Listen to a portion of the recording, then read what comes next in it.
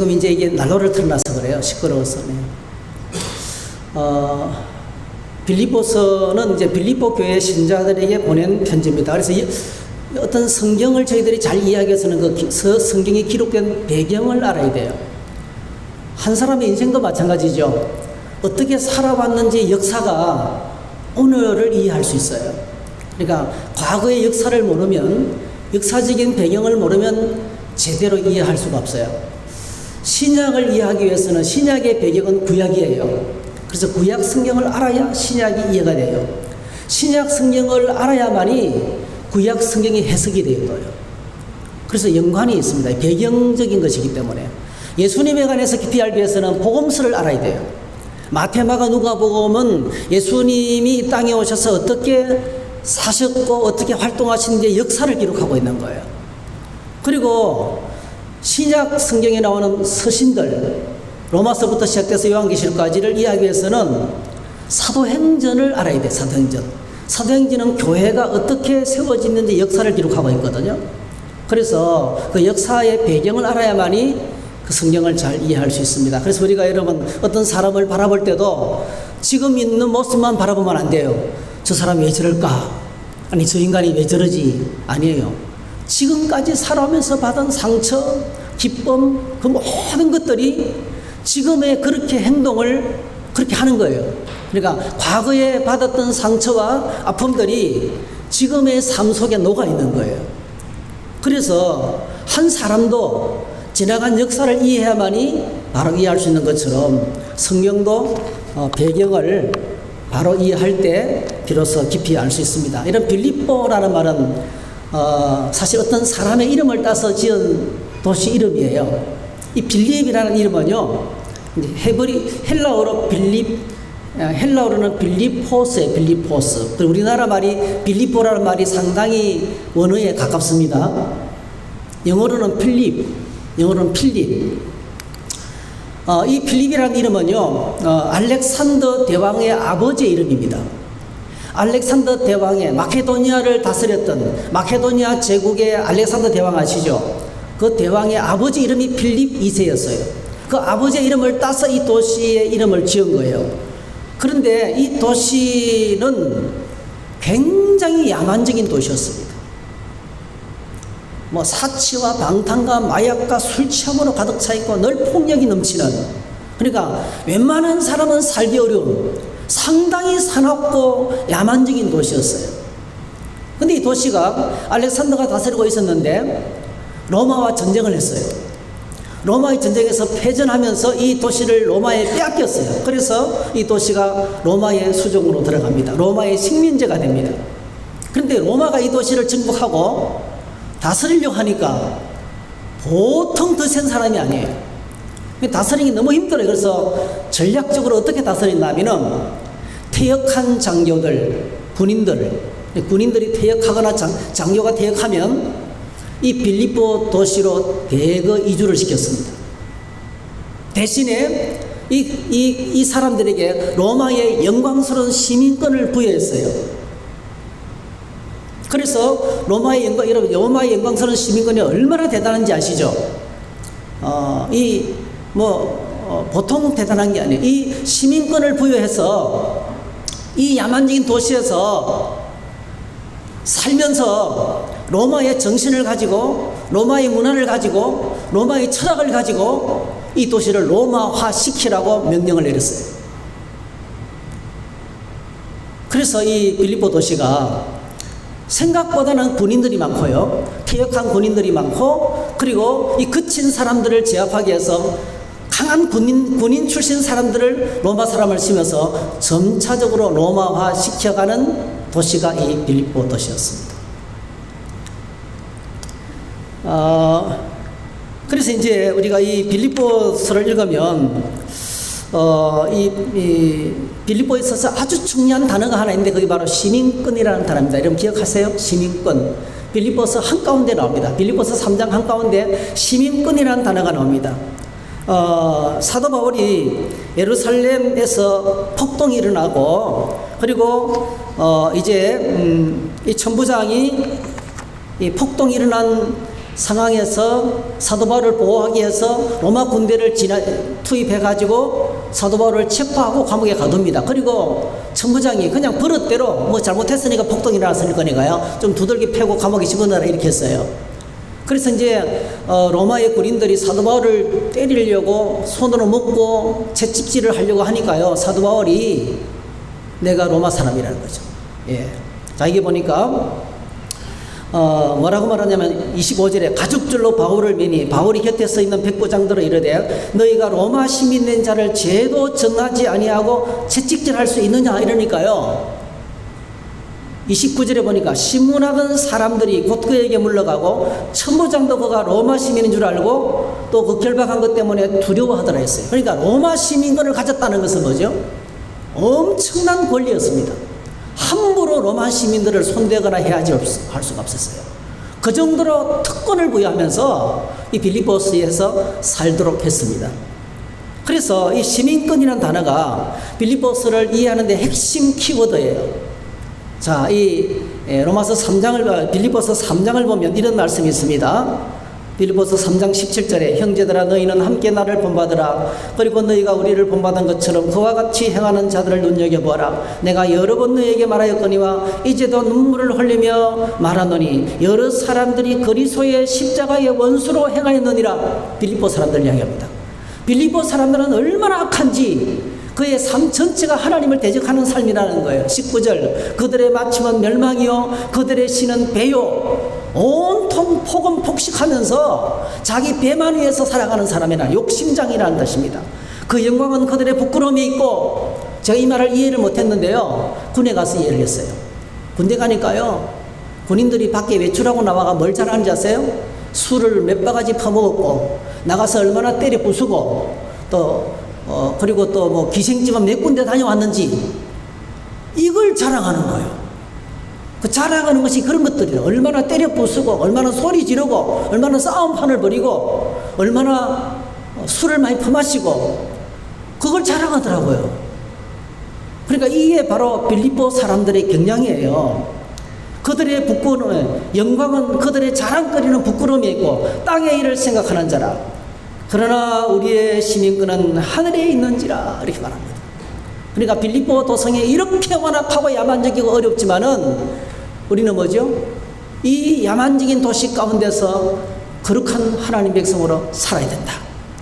거룩한 백성으로 살아야 된다. 왜냐하면 우리는 하나님 나라의 시민권을 가졌기 때문이다. 그래서 사도 바울이 빌립보서 1장 27절에 본론을 미리 말한 거예요. 27절 오직 너희는 그리스도의 복음에 합당하게 생활하라. 할렐루야. 한번 따라합시다. 그리스도의 복음에 합당하게 생활하라. 네. 그리고 우리가 이 거친 세상 가운데서요 하나님의 말씀을 붙들고 그리스도인답게 하나님의 백성답게 살아가려면 뭐가 필요합니까? 하나님 나라의 법이 필요하잖아요. 그 하나님 나라의 법이 바로 뭐죠? 모세가 모압 평지에서 가나안 땅에 들어가기 직전에 백성들에게 들려줬던 마지막 메시지가 신명기예요. 그러니까 욥기, 빌립보서, 신명기가 이렇게 맥을 따라서 이어지고 있는 거예요. 우리가 이 땅을 살아가면서 야만적인 세상 속에서 거룩한 하나님 백성으로 살아갈 수 있도록 하나님의 말씀의 법을 허락하시는데 그게 바로 우리가 신명기의 말씀이라는 것입니다. 그래서 우리가 하나님 나라의 시민으로 우리가 이 땅에 살면서 매일같이 말씀 붙들고 승리해야 됩니다. 우리 한번 축복하십시다. 말씀으로 매일 승리하세요. 네, 그게 그리스도인이라는 거예요. 그게 빌립보서에서 우리에게 주시는 큰 도전입니다. 자, 이제 빌립보서 1장 1절 2절을 한번 보실까요? 여러분 읽었던 말씀 1절에 보니까 그리스도 예수의 종 바울과 디모데는 사도 바울은 자신을요 그리스도 예수의 종으로 소개하고 있습니다. 이 빌립보서는요 사도 바울이 썼던 수많은 편지들 신약 성경의 3분의 2가 사도 바울의 편지죠. 이 수많은 편지들의 형식하고 완전히 달라요. 여러분 다른 모든 서신들에는 이렇게 시작하지 않아요. 다른 모든 서신은 예를 한번 들어볼게요. 이렇게 시작합니다. 사람들에게서 난 것도 아니요. 갈라디아서 사람들에게서 난 것도 아니요. 사람으로 말미암은 것도 아니요. 오직 예수 그리스도와 그를 죽은 자 가운데서 살리신 하나님 아버지로 말미암아 사도된 바울은, 자, 이렇게 시작합니다. 에베소서 1장 1장은 하나님의 뜻으로 말미암아 그리스도 예수의 사도된 바울은 뭘 강조합니까? 나는 하나님의 사도로서 여러분에게 말한다, 이 뜻이에요. 그 다음에 골로새서는 이렇게 말합니다. 하나님의 뜻으로 말미암아 그리스도 예수의 사도된 바울은, 이는 모든 서신이 동일합니다. 은혜와 평강이 너에게 있을지다, 이렇게 나오는 거예요. 근데 이런 빌립보서는 이렇게 앞에 자신의 사도에 대한 변명이 없습니다. 내가 사도다, 이 말을 안 합니다. 그냥 어떻게 소개합니까? 그리스도 예수의 종된 바울과 디모데너, 이렇게 소개하고 있는 거예요. 이거 무엇을 의미하겠습니까? 다른 모든 지역에서는 사도 바울이 사도권을 가지고 계속 시비를 했습니다. 저게 무슨 사도냐? 네. 정말 사도 바울이 사도의 자격이 있느냐?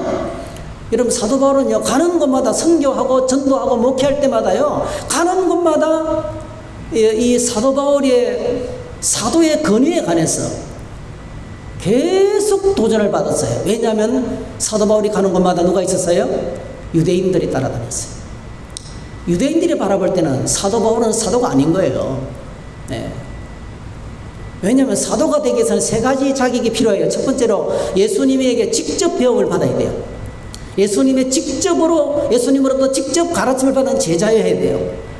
그러니까 예수님의 공생의 사역에 동참한 목격자가 되어야 되는 거예요. 그다음에 두 번째로는 예수님의 부활을 목격한 사람이 되어야 돼요. 세 번째로는요, 예수님으로부터 파송을 받아야 되는 거예요. 근데 여러분, 11 제자들은 예수님께 직접 받았고 배웠고 직접 뭐죠? 여러분, 가룟 유다가 사도의 자리를 비웠을 때 마띠아를 다시 사도회수에 가입하면서 사도들이 했던 말이 있어요. 우리 가운데 주님과 끝까지 따라다니면서 가르침을 직접 받고 예수님의 부활을 목격한 자 중에서 한 사람을 선택해야 했어요. 그게 사도의 자격이었습니다. 근데 여러분, 사도 바울은 뭐죠? 예수님이 십자가에 죽으시고 부활하시고 성천하시고 성령이 오시고 이 땅에 교회가 생겨나고 그리스도인들이 하나님의 말씀을 막 전하면서 세상을 혼란하게 만들고 유대교 사회를 어지럽게 하니까, 이 예수 믿는 사람들을 사도 바울이 잡아 가두기 위해서 발벗고 나서다가 그때 주님을 만난 거거든요. 한참 뒤에 만났거든요. 근데 성경을 보면 사도 바울이 내가 많이 부족하지만 자기를 어떻게 표현하고 있냐면요, 만삭되지 못하여 난 자 같은 나도, 자기가 많이 부족하고 예수 믿는 사람들을 잡아가두고 교회를 핍박했기 때문에 정말 입을 열고 자격은 없지만은, 그 놀랍게도 하나님께서 나같이 부족한 사람에게도 은혜를 베풀어 주셔서 사도가 되게 하셨다라고 계속 주장합니다. 나는 하나님께서 세우신 사도다라고 아주 겸손하게 자신의 사도권을 주장합니다. 고린도전서 15장 8절 10절에 보니까 맨 나중에 만삭되지 못하여 난 자 같은 내게도 보이셨느니라. 내게도 주님이 나타났다는 거예요. 나는 사도 중에 가장 작은 자라. 나는 하나님의 교회를 박해하였으므로 사도라 칭함받기를 감당하지 못할지니라. 그러나 내가 나 된 것은 하나님의 은혜로 된 것이니 내게 주신 그의 은혜가 헛되지 아니하여 내가 모든 사도보다 더 많이 수고하였으나 내가 한 것이 아니요 오직 나와 함께 하신 하나님의 은혜로라.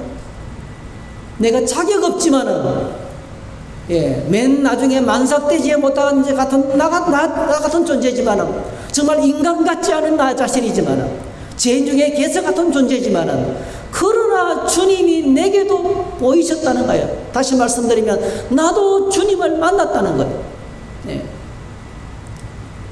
언제 사도 바울이 주님을 만났습니까, 여러분? 사도행전에서 만났죠. 사도행전에서 다메섹으로 예수 믿는 사람을 잡아 가도록 하다가 홀련히 하늘로부터 빛이 그를 둘러 비치면서 부활하신 예수님이 나타나셔서 그를 만나 주셨습니다. 언제 사도 바울이 사도로 파송을 받습니까? 주님을 만났던 그날에 다메섹 도상에서 경건한 아니아라는 사람을 통해서 하나님의 말씀을 들었습니다. 9장 15절 주께서 이르시되 가라 이 사람은 내 이름을 이방인과 임금들과 이스라엘 자손들에게 전하기 위하여 택한 나의 그릇이라. 그래서 아나니아에게 사울의 눈을 띄우면서 이 사명의 말씀을 들려줬는데 사도 바울은 주님을 만나는 그날에 사도로 부름을 받은 거예요. 사도로 부름을 받은 거예요. 네. 그래서 유대인들이 많이 세워진 곳에는요, 가는 곳마다 사도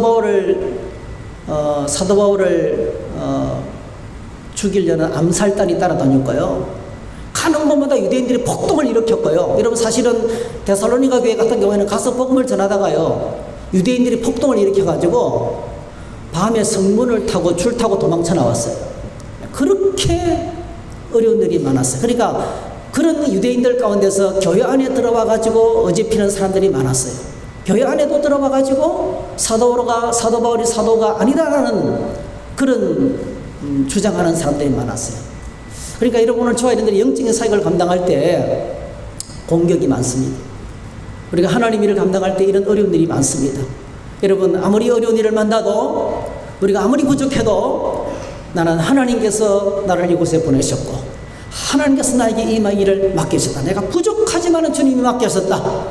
그거 여러분 흔들리지 마시고 그 믿음 갖고 주님을 섬길 수 있게 되기를 축복합니다.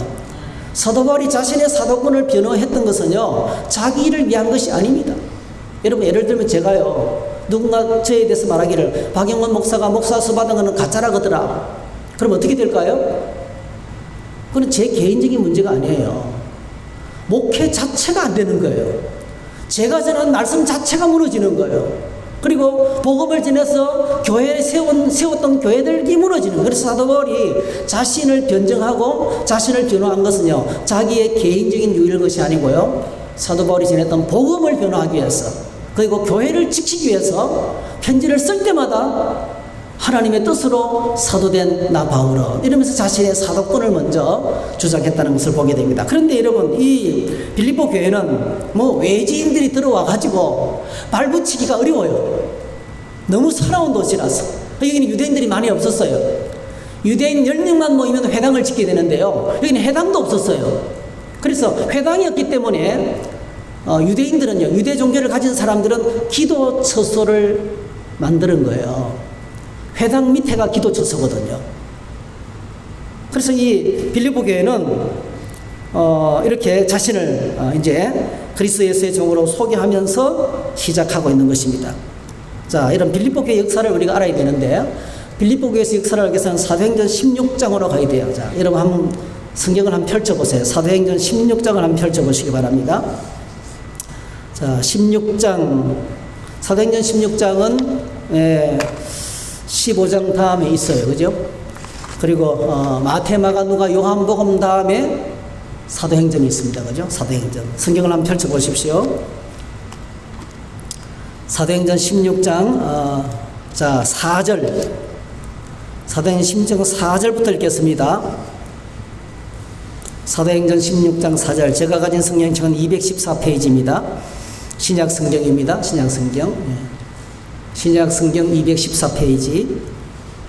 사도행전 16장 4절 읽습니다. 시작. 여러 성으로 다녀갈 때에 예루살렘에 있는 사도와 장로들이 작정한 규례를 그들에게 주어 지키게 하니 이에 여러 교회가 믿음이 더 굳건해지고 수가 날마다 늘어가니라. 성령이 아시아에서 말씀을 전하지 못하게 하시거늘 그들이 부르기아와 갈라디아 땅으로 다녀가 무시아 앞에 이르러 비두니아로 가고자 애쓰되 예수의 영이 허락하지 아니하시는지라. 무시아를 지나 드로아로 내려갔는데 밤에 환상이 바울에게 보이니 마게도냐 사람 하나가 갔어서 그에게 청하여 이르되 마게도냐로 건너와서 우리를 도우라 하거늘 바울이 그 환상을 보았을 때에 우리가 곧 마게도냐로 떠나기를 힘쓰니 이는 하나님이 저 사람들에게 복음을 전하라고 우리를 부르신 줄을 인정함이러라 했어요. 이게 이제 빌립보 교회가 생기기 전 배경이에요. 사도 바울이 아시아에서 계속 복음을 전했어요. 아시아에서, 북아시아에서. 그리고 여기 나오는 앞부분에 보면요, 1장부터 4장 5절까지가 아시아 여러 진역을 다니면서 복음을 전하는 결과를 나타납니다. 5절에 보니까 이에 여러 교회가 믿음이 더 굳건해지고 수가 날마다 늘어가니라. 그러니까 아시아에서 전도가 사도 바울의 선교가 너무 잘 됐던 거예요. 사도 바울이 가는 곳마다 교회가 세워지고 가는 곳마다 역사가 나타나고 난리 났어요. 여러분, 이렇게 신나는 선교를 어떻게 해야 될까요? 계속하고 싶죠. 그죠? 이렇게 신나는 선교를 계속하고 싶은 거예요. 사람들은요, 관성의 법칙이 있어요. 하던 일을 계속하고 싶은 거예요. 그걸 보고 우리는 뭐라 그래요? 고집이라 그래요. 사람들은 전부 다 자기 고집이 있어요. 자기 라이프 스타일이 있어요. 자기가 하던 방식이 있어요. 내가 지금까지 한 대로 계속 하는 거예요.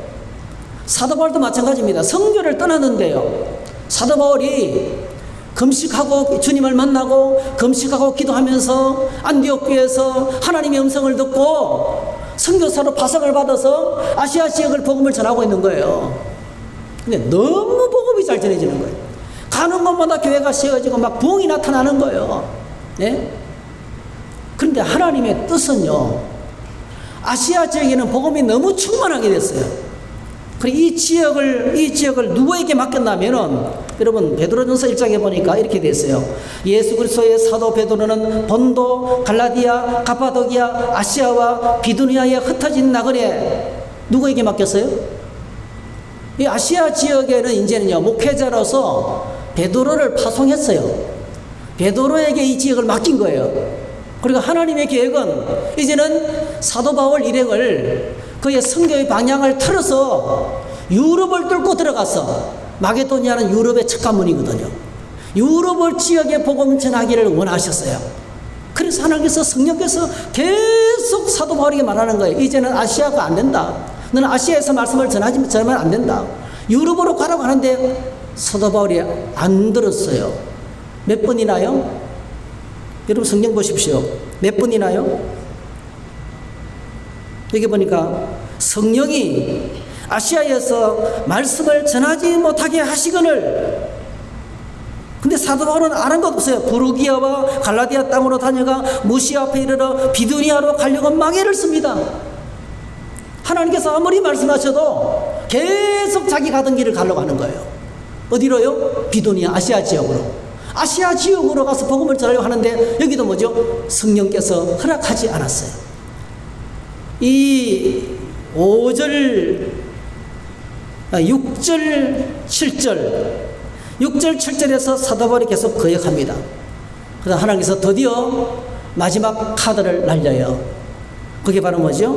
9절입니다. 9절 한번 읽겠습니다. 시작. 밤에 환상이 바울에게 보이니 마게도냐 사람 하나가 서서 그에게 청하여 이르되 마게도냐로 건너와서 우리를 도우라 하거늘. 환상 가운데, 환상은 말씀을 줘도 못 알아들으니까, 성령께서 말씀하셔도 안 들으니까, 무시하고 안 들으니까 하나님께서 마지막으로 환상을 보여주면서 이제 와서 우리를 도우라고 말하는 거예요. 그때 사람이죠. 사도 바울이 하나님께서 우리를 아시아로가 아니고 유럽으로 들어가라고 하시는구나. 그제서 하나님의 인도하심을 인정하는 거예요. 그게 10절 맨 마지막에 보니까 하나님이 저 사람들에게 복음을 전하라고 우리를 부르신 줄로 인정하밀러라. 한번 따라 합시다. 인정하밀러라. 이 말이 참 무서운 말이에요. 인정하밀러라. 이게 뭐냐면요, 하나님이 이 인정한다는 말은요, 헬라어로 신비바조라는 말인데요, 이 말의 뜻은 뭐냐면, 하나님께서 말씀하시면 예, 하나님 알겠습니다, 쉽게 받아들이고 동의하는 것이 아니고요, 격렬한 논쟁 끝에 설득당하는 걸 말합니다. 하나님께서 계속 사도 바울이 고집을 부렸어요. 나는 이 길로 갈 겁니다. 아시아 전도할 겁니다. 성령께서 말씀하셔서 계속 거부했어요. 근데 뭐죠? 하나님께서 그를, 사도 바울을 밤에 나타나셔서 환상 가운데 뭐죠? 충격을 줬던 거예요. 그래서 비로소 바울이 항복합니다. 항복했다는 것이에요. 그래서 우리가 여기서 뭘 알 수 있습니까? 이것이 인간의 집념목입니다. 사람은 자기가 가지고 있는 고집을 절대로 포기하지 않습니다. 여러분, 사람은 좀처럼 안 바뀝니다. 우리 모두가 다 내 고집이 있어요. 내 인생 철학, 나는 이렇게 살 거야. 내 라이프 스타일이 있습니다. 내 신앙생활 라이프 스타일이 있습니다. 예를 들면 새벽 기도하는 사람은 계속 새벽 기도해요. 안 하는 사람은 하려고 엄두도 못 내요. 수요 기도에 안 나오는 사람은요, 수요 기도에 나오시는 분은 계속 나와요. 근데 안 나오시는 분들은 나는 여기까지야. 나올 생각도 하지 않아요. 자기 라이프 스타일을 잘 안 바꿉니다. 예를 들면 헌금도 마찬가지입니다, 여러분. 교회 봉사도 마찬가지입니다. 나는 여기까지야. 자기 고집을 갖고 살아갑니다. 그거 말한다고 안 바뀝니다, 여러분. 당신 왜 이렇게 하십시오 하는가? 기도하십시오. 말한다고 안 돼요. 어떻게 바뀝니까? 격렬한 논쟁 끝에 겨우 설득당하는 거예요. 근데 꼭 기억하시면 좋겠어요. 정말 신앙생활의 지혜는요, 하나님께 빨리 항복하는 게 좋습니다. 하나님은 절대로 우리의 고집을 내버려 두지 않습니다. 모세가 그렇게 하나님을 거역했지만 하나님 절대로 포기하지 않았어요. 우리 하나님의 이름이 바로 뭐죠? 한번 따라합시다. 영원하신 하나님. 네, 영원하신 하나님은 영원하신 하나님입니다. 하나님의 고집은 영원한 분입니다, 여러분. 자신의 뜻을 반드시 이루시는 분이십니다. 어떻게 바뀔 수 있습니까? 성령께서 역사하시게 됩니다. 할렐루야. 하나님께서 직접 말씀하시게 되는 거예요.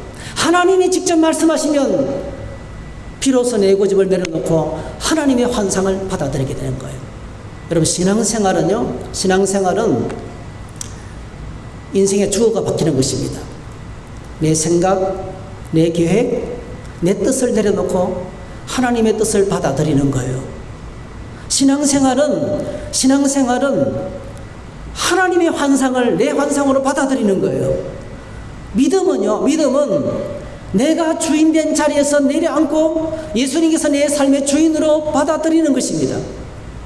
그래서 여러분, 가장 신앙생활 잘하는 사람은요, 일어나자면 일어나고, 손들고 찬양하자면 손들고 찬양하고, 기도하자 그러면 기도하고.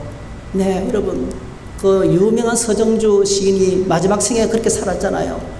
그 불교를 철도같이 믿고 불교 문학에 거두잖아요. 그런데 아들과 윤영주 장로님 그 분들이 전도했는데, 그분이 미국에서 교회를 다니기 시작하는데, 그분이 살아생전에 돌아가시기 얼마 전까지 교회 나가가지고요, 일었으면 일어서고 앉으면 앉고 기도하자면 기도하고 손들고 찬양.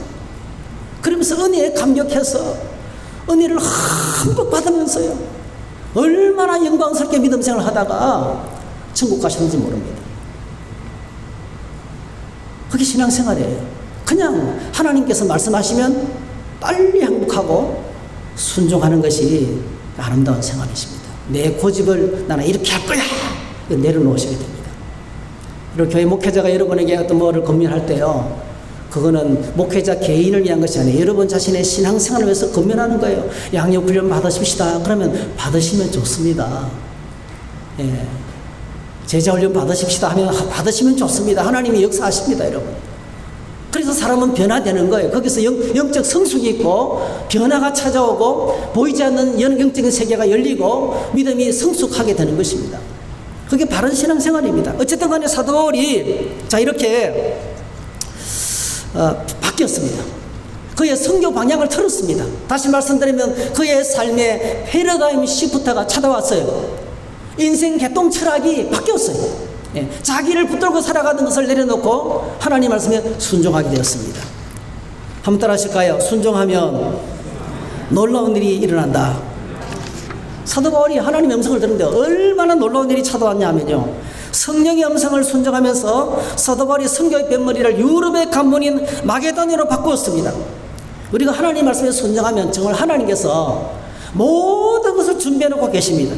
그때부터는요, 우리를 통해서 하나님 일하시기 시작합니다. 할렐루야.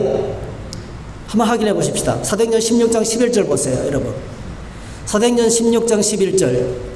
자, 11절부터 15절까지 같이 읽겠습니다. 시작. 우리가 드로아에서 배를 떠나 사모드라게로 직행하여 이튿날 네아폴리로 가고 거기서 빌립보에 이르니 이는 마게도냐 지방의 첫 성이요 또 로마의 식민지라. 이 성에서 수일을 유하다가 안식일에 우리가 기도할 곳이 있을까 하여 문밖 강가에 나가 거기 앉아서 모인 여자들에게 말하는데, 두아디라시에 있는 자색 옷감 장사로서 하나님을 섬기는 누디아라 한 여자가 말을 듣고 있을 때 주께서 주께서 그 마음을 열어 바울의 말을 따르게 하신지라. 그와 그 집이 다 세례를 받고 우리에게 청하여 이르되 만일 나를 주 믿는 자로 알거든 내 집에 들어와 유하라 하고 강권하여 머물게 하니라. 따라하십시다. 아멘. 여러분, 성경을요 그냥 읽다가 자세히 들다 보면 놀랍니다. 저는 이 성경 읽다가 놀랬습니다. 사도 바울이 아시아로 가려고 막 그렇게 일을 쓰는데 안 됐잖아요. 풍랑이 일어나고 하나님께서 막으신 거예요. 하나님이 막으시면 아무리 가려고 해도 안 돼요. 지금까지 잘 됐지만 안 되는 거예요. 근데 여러분, 뱃머리를 마게도냐로 터니까요. 여기 보십시오.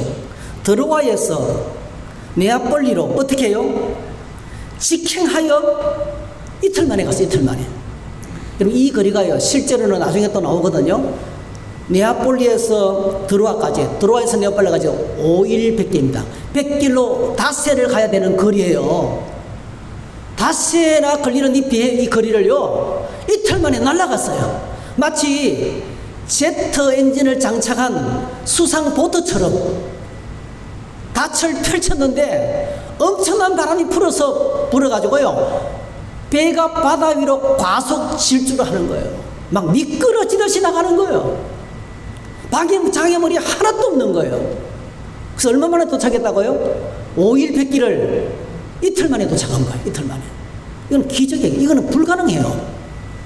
이틀 만에 도착했습니다. 그리고 드디어 어디에 도착합니까? 마게도자 지역의 첫성. 이 첫성이라는 것은요 첫 번째 만나는 성이라는 뜻이 아니고요 마게도냐 지역에서 가장 큰 성의 뜻입니다. 어떠민 성. 마게도냐 지역에서 가장 큰 성인 빌립보 도시에 도착했습니다. 안식일을 맞이했습니다. 회당이었기 때문에 기도할 곳을 찾아 나가는데 거기서 여자 무리들이 모여서 기도를 하고 있네요. 그들에게 복음을 전했습니다. 그런데 여러분, 누가요? 루디아. 예. 이 루디아가 여러분 어느 사람이에요? 어디 사람이에요? 14절 어디 사람이에요? 두아디라. 사도 바울이 두아디라로 가려고 그렇게 애를 썼잖아요. 근데 두아디라 아시아 지역으로 가려고 그렇게 애를 썼는데요 이 두아디라에서 온 옷감 파는 여성 사업가인 거예요. 네. 그러니까 여러분, 두아디라 성에서 장사가 안 되니까 장사를 하다 어디까지 왔어요? 사나운 도시 빌립보까지 와서 장사를 하는 거예요. 먹고 살려고. 근데 여자가요 이름이 루디아입니다. 근데 사실 루디아라는 말은요 그의 이름이 아닙니다. 리디아에서 온 여자의 뜻입니다. 리디아에서 온 여인. 이 말은 뭐냐면 리디아 댁이라는 뜻입니다. 리디아 댁. 청주 댁, 부산 댁 이런 것처럼. 이 여자가 사도 바울을 만나게 되고 주께서 이 루디아의 마음을 열어서 복음을 받아들여서 예수님을 믿게 됐습니다. 할렐루야. 그래서 빌립보 교회가 시작된 거예요. 빌립보가 시작된 거예요. 여러분, 사도 바울이 선교를 하다가 하나님께 쫓겨서 아시아로 가려고 하다가 가는 길이 막혀서 실패를 해서 결국은 선교 방향을 틀은 것이 마게도냐로 왔어요. 이 루디아는요 장사를 하다가 할 데가 없어가지고 결국 어디까지 왔어요? 빌립보까지 왔어요. 사람들이 살기 어려운 빌립보까지 왔어요. 그런데 여러분, 놀랍게도 거기서 이 여인을 만나게 됩니다. 그리고 그 엄청난 빌립보 교회가 여기서 탄생하게 된 것입니다.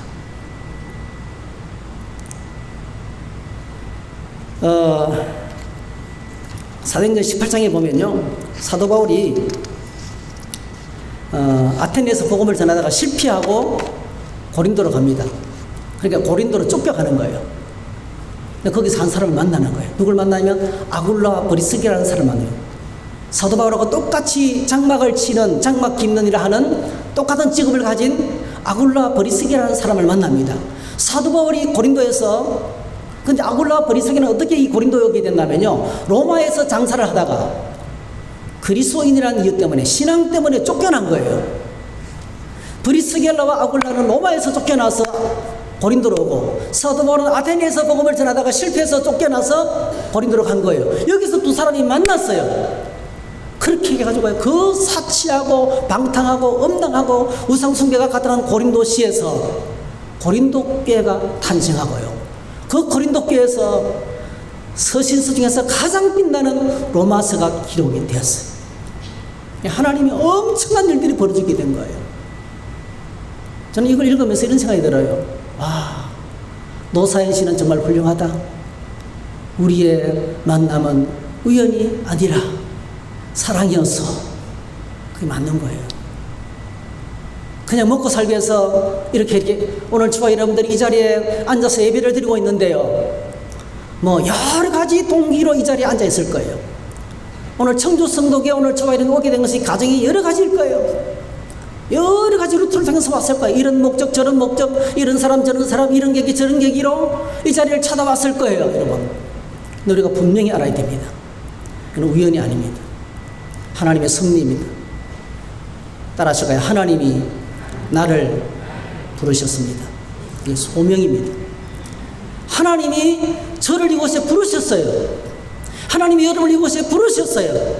그러므로 부르신 곳에서 오늘 저와 여러분들이 내 자리를 지켜야 돼요.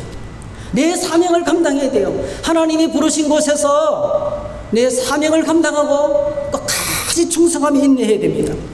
이것이 바로 뭐죠? 오늘 이 빌립보 교회를 주시는 우리에게, 빌립보 교회에서의 정체를 통해서 우리에게 주시는 하나님의 은혜입니다. 우리가 인내하면서 내 자리를 지키며 충성하며 하나님의 부르심에 순종해서 나갈 때 하나님께서 놀라운 일들을 계획하십니다. 내가 알지 못하는 하나님의 뜻이 이루어지게 된단 말이에요. 말씀을 마칩니다. 빌립보시는 오늘 우리가 살아가는 세상입니다. 우리가 살아가는 이 세상은 여전히 야만적입니다. 돈과 권력과 명예와 쾌락이 세상을 지배하고 있습니다. 돈 때문에, 쾌락 때문에 얼마나 많은 사건들이 터지고 있습니까? 오늘도 끝없이 돈 때문에, 끝없이 쾌락 때문에, 권력 때문에 사람이 죽고 살고 있습니다, 여러분. 이 세상은 끝없이 야만적인 빌립보 도세, 하나님을 대적하는 거대한 세력입니다, 여러분. 이 야만적인 세상 속에서 하나님께서 오늘 저와 여러분들을 한 사람 한 사람 불러내셨습니다. 불러서 이 자리에 앉혀놨습니다. 그리스도인으로만 세우셔서 하나님의 자녀 삼으셨습니다. 예수님이 십자가의 보혈로 구원하시고 성령께서 역사하셔서 영광스러운 신분을 저와 여러분들에게 주셨습니다. 그래서 우리는 이 야만적인 세상 속에서 그리스도인으로 살아야 됩니다. 거룩한 백성으로 살아내야 합니다. 아무리 어려워도 그리스도의 복음에 합당한 삶을 살기 위해서 몸부림을 쳐야 됩니다. 어떻게 살아갈 수 있을까요? 딱 한 가지예요. 딱 한 가지입니다, 여러분. 내 지식, 내 생각, 내 철학 내려놔야 됩니다. 성령께서 말씀하실 때 하나님의 음성을 들어야 됩니다. 어떻게 성령의 음성을 듣습니까? 하나님이 주신 말씀을 읽고 묵상하면서 하나님 가까이 나아가야 되는 거예요. 우리가 새해부터 성경 읽기를 작정했습니다. 여러분, 내일부터 하셔야 돼요. 내일부터. 성경 읽기를 작정했습니다. 우리 온 교인이 1년에 성경 한번 읽기로 작정을 하셨습니다. 그래서 하루에 석 장씩, 여러분 주보에 보면은 내일 읽을 분량, 창세기 1장부터 3장, 그 다음날 4장부터 6장 이렇게 다 해놨습니다. 그대로 읽으면 1년에 한 번 읽을 수 있어요. 여러분 읽으시고, 읽으신 분들은 카톡에, 여러분 셀 카톡에 순장님한테 읽었습니다 라고 보고하세요. 읽으면서 받은 은혜가 있으면 이런 은혜를 받았습니다 보고하세요. 또 읽다가 있잖아요. 성령께서 나에게 이렇게 말씀하셨습니다 하면 나누세요, 여러분. 우리 개인과 교회 공동체 역사를 바꾸게 될 줄 믿습니다. 그리고 여러분, 하나님의 말씀을 듣기 위해서는 훈련이 필요합니다. 그 양육훈련, 제자훈련이 바로 그런 거예요. 여러분, 양육훈련, 제자훈련을 받다가 보면요, 말씀이 들려옵니다, 여러분. 하나님의 말씀이 들려오기 시작해요. 그러면 인생이 달라집니다. 엄청난 감격이 내게 찾아오기 시작하는 것입니다. 이런 역사가, 말씀을 듣고 순종하기 시작할 때 이런 큰 거룩한 역사가 나타나게 되는 거예요. 여러분 축복합니다. 새해에는 하나님 말씀 듣고 하나님과 함께 일하시고 하나님이 역사하시고 하나님이 이루시는 그 일을 보면서 가슴 벅찬 삶을 살게 되시기를 주님의 이름으로 축복합니다. 할렐루야. 그래서 우리가 맨 마지막 말씀, 이 말씀이 바로 우리를 위한 말씀입니다. 그럼 다 같이 한번 크게 읽으시겠습니다. 시작. 하나님 우리 아버지와 주 예수 그리스도로부터 은혜와 평강이 너에게 있을지어다. 은혜와 평강이 임하시는 우리의 삶이 되시길 주 이름으로 축복합니다. 할렐루야.